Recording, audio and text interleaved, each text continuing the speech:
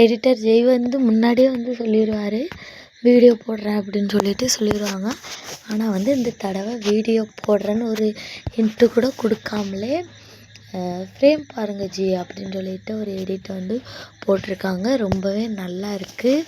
அதில் வந்து எல்லாருமே என்ன சொல்லியிருக்காங்கன்னா, ஒரு ஹிண்ட்டு கூட கொடுக்காம எங்களுக்கு சர்ப்ரைஸாக வீடியோ போட்டிருக்கீங்க, இருந்தாலும் இதுவும் நல்லா தான் இருக்குது, ஏன் எஸ்எஸ் மியூசிக்கில் பண்ணது மாதிரி திரும்பியும் ஒரு ஃபங்க்ஷனுக்கு வந்து நம்ம எங்கள் விகாவை வந்து கூப்பிடுங்க, அப்படி ஒரு ஷோ பண்ணுங்க அப்படின்னு சொல்லிட்டு நிறைய ஃபேன்ஸ் வந்து கமெண்ட் பண்ணியிருந்தாங்க. சம் டேஸாக எடிட்டர் ஜெய் வந்து போடுற எடிட் எல்லாமே ரொம்பவே நல்லாயிருக்கும்.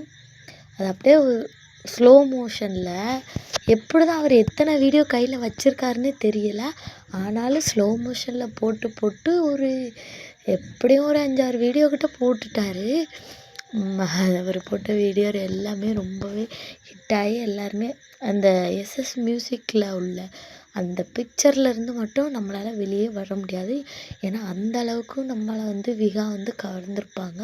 ரொம்பவே க்யூட்டாக இருக்கும், ரொம்பவே ஜென்யூனாக இருக்கும், அழகாக இருக்கும் பார்க்குறதுக்கு நீட்டாக. அந்த ட்ரெஸ்ஸிங்ஸோ எல்லாமே நல்லாயிருக்கும். அதில் அவங்க வந்து பேசும்போது விகாவாக பேசுகிற மாதிரியே தெரியாது, சுவாமி லக்ஷ்மியாக பேசுகிற மாதிரி தான் தெரியும்.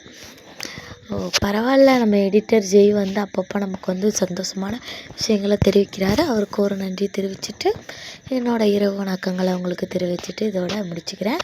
இதேமாரி அப்டேட்ஸ்க்கு நம்ம சேனலோட இணைஞ்சிருங்க.